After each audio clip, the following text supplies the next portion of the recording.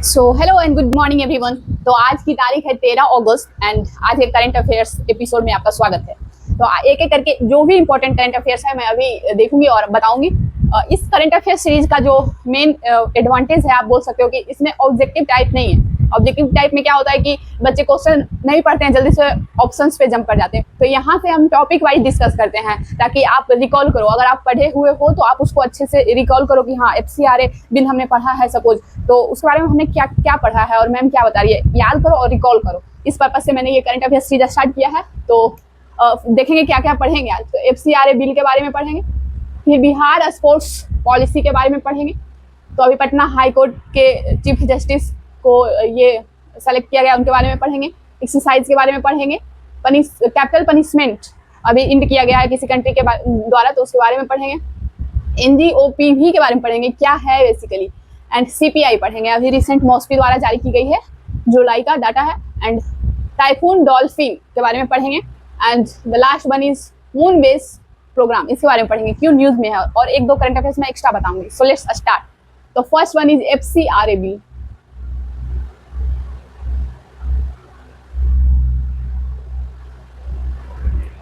तो इसकी full form होती है foreign contribution regulation act. Foreign contribution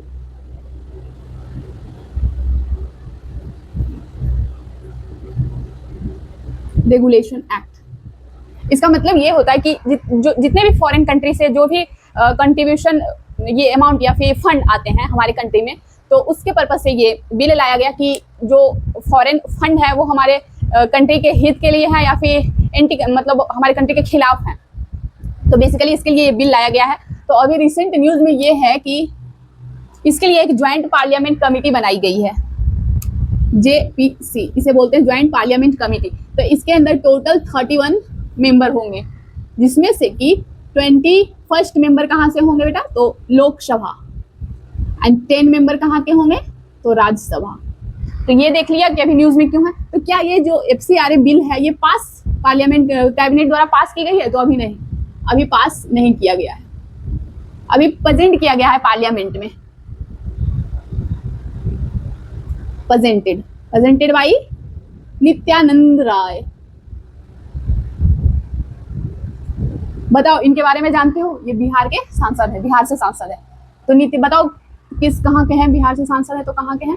तो ये था न्यूज में FCRA बिल। तो FCRA बिल मैंने बताया कि क्या है, foreign contribution regulation act. And जो भी फंड आती है उसको निगरानी करना, उसके ऊपर एक कड़ी नियम लागू करना कि हाँ किस इंस्टीट्यूट को ये फंड जाएगी, जो किसके पास फंड नहीं जाएगी। जैसे जो देश हित के लिए काम कर रहे हैं तो फंड ओके है, कोई दिक्कत नहीं है। बट अगर कोई एंटी टेररिज्म में इसका उपयोग कर रहा है तो ये गलत है। तो इसके लिए ये न्यूज में है। तो यहाँ से BPSC पॉइंट ऑफ व्यू से इंपॉर्टेंट हो जाता है।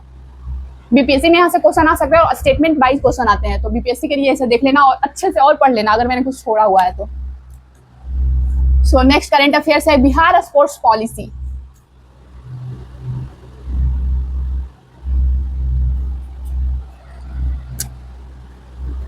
बिहार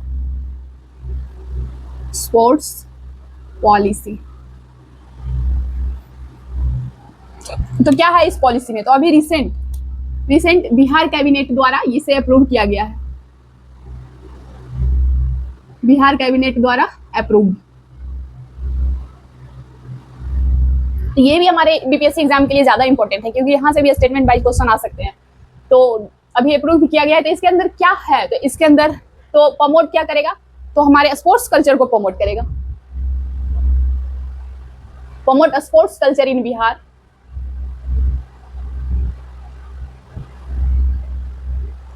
इसके तहत स्पोर्ट्स इंफ्रास्ट्रक्चर बनाए जाएंगे, एक टैलेंट हंट बनाए जाएंगे जो ब्लॉक लेवल पे होंगे, पंचायत लेवल पे होंगे, स्टेट लेवल पे होंगे, डिस्ट्रिक्ट लेवल पे होंगे। इससे क्या होगा कि जो भी हमारे मेधावी प्लेयर हैं जिनके अंदर वो कैपेसिटी है कि हाँ ये नेशनल इंटरनेशनल को रिप्रेजेंट कर सकते हैं, तो उन सब खिलाड़ी को रिकॉग्नाइज करके एंड उन्हें अपॉर्चुनिटी प्रोवाइड करना है, बेसिकली इस पॉलिसी का एम है। एंड इसके अंदर एक बहुत ही अच्छी ये है कि अगर आप मेडल लाते हो, लाइक मेडल ला और नौकरी पाओ, इसमें एग्जैक्ट लिखा हुआ है। मेडल ला इन द सेंस अगर आप कॉमनवेल्थ गेम है, ओलंपिक है, पैरा ओलंपिक है, इस सब तरह के गेम जो नेशनल इंटरनेशनल लेवल पे के जो गेम है उसमें अगर आप मेडल लाते हो, गोल्ड मेडल लाते हो या फिर सिल्वर मेडल लाते हो तो आप मेडल लाओ और आपको बिहार सरकार नौकरी देगी, लेवल 6 से लेवल 9 तक की आपको नौकरी देगी। तो इसमें ये इंपॉर्टेंट, तो यहाँ से भी एग्जाम में क्वेश्चन आ सकते हैं, आइदर वन लाइनर में भी आ सकता है, एंड बीपीएससी के लिए तो इंपॉर्टेंट है ही। मैं यहाँ पे लिख देती हूँ, बीपीएससी के लिए ज़्यादा इंपॉर्टेंट है। सो next current affair,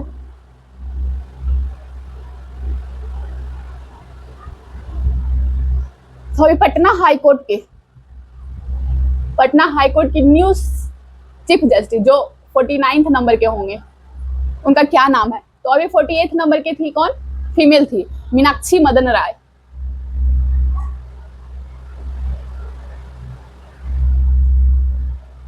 Meenakshi Madan राय, तो ये फर्स्ट फीमेल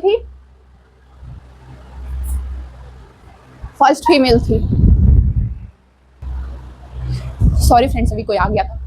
तो यहाँ पे अभी जो 49th नंबर के बने हैं उनका नाम है जस्टिस, बने नहीं है मतलब अभी चीफ जस्टिस कोलेजियम के द्वारा इन्हें अभी सेलेक्ट किया गया है। तो उनका नाम क्या रहेगा? तो justice V Kameshwar Rai. Justice V Kameshwar Rai. तो ये इंपॉर्टेंट है हमारे एग्जाम में, ये क्वेश्चन बहुत बार एग्जाम में आया है, मीनाक्षी मदन राय वाला, क्योंकि फर्स्ट फीमेल थी एंड तो इंपॉर्टेंट ज्यादा हो जाता है, तो यहाँ से क्वेश्चन आया था। तो यहाँ से भी क्वेश्चन आएगा कि अभी रिसेंट में हाई कोर्ट के चीफ जस्टिस कौन बनाए हैं? तो justice V Kameshwar Rai. So next current affairs that is capital punishment. Capital punishment होता है पूरी तरह से लाइक डेथ सेंटेंस, मतलब आपको मृत्यु दंड। तो कैपिटल पनिशमेंट न्यूज में इसलिए है क्योंकि अभी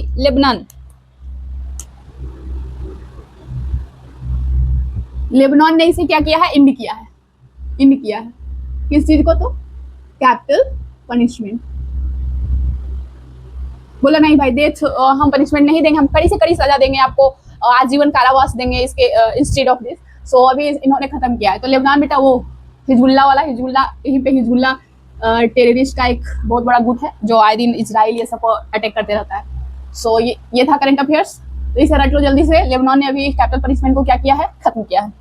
एक है NGOPV, क्या है ये? तो इसे बोलते हैं next generation oil patrol vessel. Next generation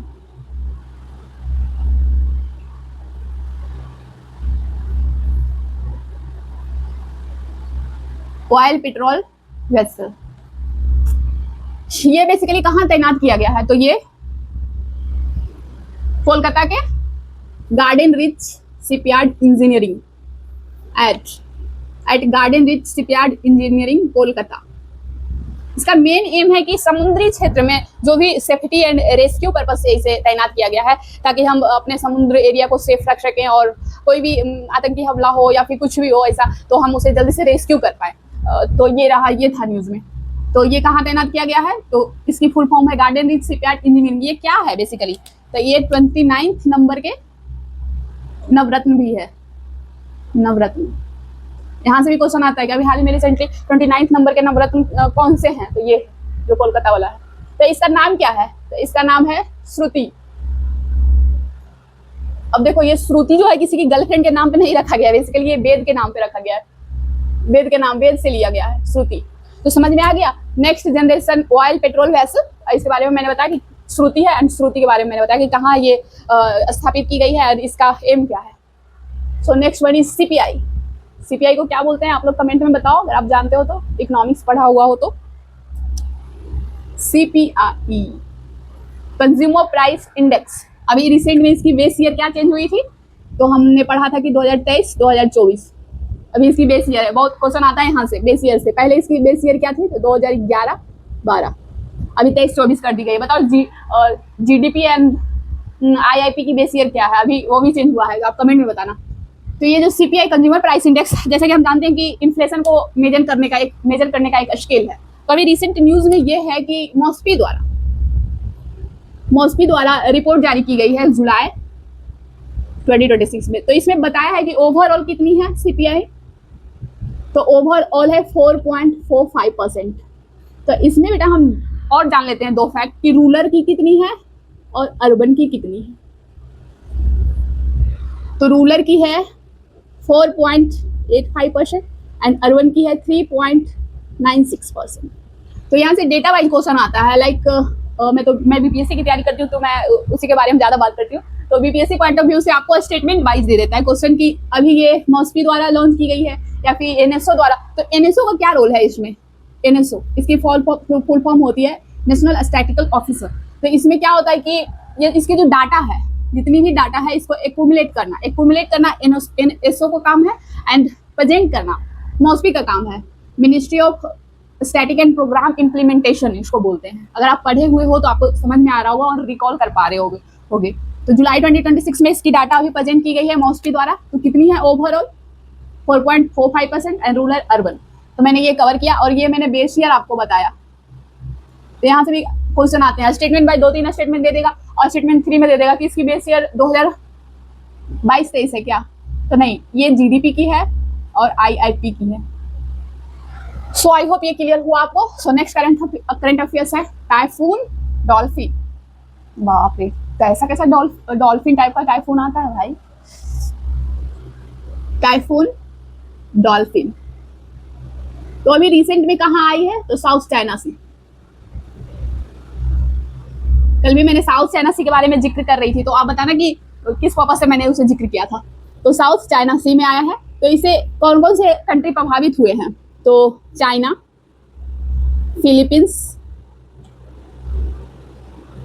Japan, Taiwan, ये सारे कंट्री अपने साउथ चाइना सी में बॉर्डर लगाते हैं। तो साउथ चाइना सी में तूफान आई है तो ये इन सब कंट्री को तो प्रभावित करेंगे ही। तो इसमें जो सबसे ज्यादा प्रभावित हुआ है वो है चाइना। तो यहाँ से डायरेक्ट क्वेश्चन आएगा कि इट्स टाइफून डॉल्फिन कौन से सी में आई है? साउथ चाइना सी में आई है, पैसिफिक ओशियन में आई है, या फिर अटलांटिक में आई है? इस टाइप करके क्वेश्चन आते हैं। So next one is moon base programme. What is moon base programme? Moon base programme, तो ये जो मून बेस्ड प्रोग्राम है ये बेसिकली नासा की एक प्रोग्राम है। इसमें क्या करना है कि मून के साउथ पोल पे एक ह्यूमन आउटपोस्ट स्टैब्लिश करना है ताकि हमें रिसर्च और जो भी टेक्नोलॉजीज टाइप के जो काम है हमें आसान हो उसे करने में।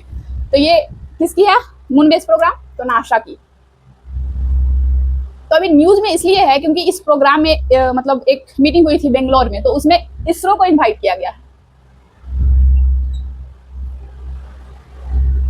इसरो को इन्वाइट किया गया, तो इसलिए ये न्यूज में इसलिए था कि इसरो को इन्वाइट किया गया। एंड ये मिशन किसकी है? नासा की। इसका एम क्या है? तो मून के साउथ पोल पे एक ह्यूमन आउटपोस्ट इस्टेब्लिश करना है। तो मैंने उसका एम बताया। तो इसरो के बारे में जान दो, इसरो के चेयरमैन कौन है आप लोग कमेंट में बताना।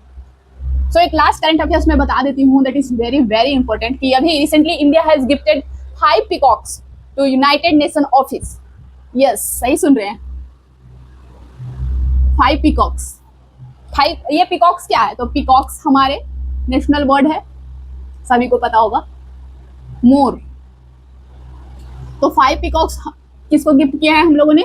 Gifted to United Nation office. इसमें से बहुत कहानी है। तो 4 पीकॉक जो है ब्लू है एंड 1 पीकॉक है व्हाइट है, व्हाइट। तो यूनाइटेड नेशन के बारे में आप सभी को पता है कि इसके चेयरमैन कौन है? प्रेसिडेंट लिखो तो ज्यादा अच्छा लगेगा। एंटोनियो गुटेरेस इसके प्रेसिडेंट है एंड इसकी हेडक्वार्टर है न्यूयॉर्क में। सो आई होप आपको सारे करंट अफेयर्स क्लियर हुए होंगे। तो ज्यादा देर ना करते हुए मैं जल्दी जल्दी आपको बताती हूँ कि आज मैंने आपको क्या क्या बताया। तो एफसीआरए बिल मैंने बताया, अच्छे से रिकॉल करना और अच्छे से याद करके जाना क्लास में। और बिहार स्कॉलरशिप स्पोर्ट्स पॉलिसी के बारे में मैंने बताया। फिर पटना के चीफ जस्टिस जो अभी कोलिजियम द्वारा चुने गए हैं उनका नाम मैंने बताया। एक्सरसाइज, अरे सॉरी मैंने एक्सरसाइज बताना भूल गई guys, very very sorry. Daily मैं एक करंट अफेयर्स छोड़ देती हूँ। एक्सरसाइज भी आई एग्जाम में, यहाँ से क्वेश्चन आते हैं, अलर्ट हो जाओ। तो अभी एक्सरसाइज एक है उदार एक्सरसाइज जो इंडिया और मलेशिया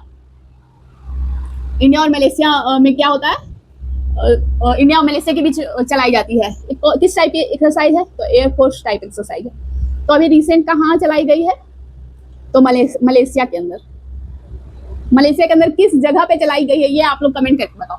तो ये थी उदार एक्सरसाइज 2026। और मलेशिया के साथ हम तीनों तरह के एक्सरसाइज करते हैं, लाइक एयरफोर्स को मैंने बताया, नेवी एक्सरसाइज होती है एंड एक होती है आर्मी एक्सरसाइज। तो आर्मी एक्सरसाइज हरिमाओ शक्ति होती है एंड समुद्र शक्ति जो है वो नेवी एक्सरसाइज है। तो तीनों तरह के एक्सरसाइज हम मलेशिया के साथ परफॉर्म करते हैं। तो आई होप आपको सारे करंट अफेयर्स क्लियर हुए होंगे। तो कैपिटल पनिशमेंट मैंने आपको बताया, NGOPV के बारे में बताया, CPI के बारे में बताया, टाइफून डॉल्फिन के बारे में बताया कि किस कहाँ है, साउथ चाइना सी में। मून बेस्ड प्रोग्राम मैंने बताया। तो आपको सारे करंट अफेयर्स क्लियर हुए। तो अगर वीडियो अच्छी लगे तो आप मेरे चैनल को सब्सक्राइब कर सकते हो और वीडियो को लाइक कर सकते हो और अच्छे से रिकॉल करके यहाँ पे पढ़ते हैं। ऑब्जेक्टिव नहीं है कि टिक लगाना है, इससे रिकॉल करके कि हाँ जो मैंने अभी पढ़ाया CPI तो ये क्यों है, क्या न्यूज में है, अभी मैंने क्या क्या पढ़ा, सब डेटा को रिकॉल करना है बेसिकली। सो थैंक यू, मिलते हैं कल के करंट अफेयर्स सीरीज में।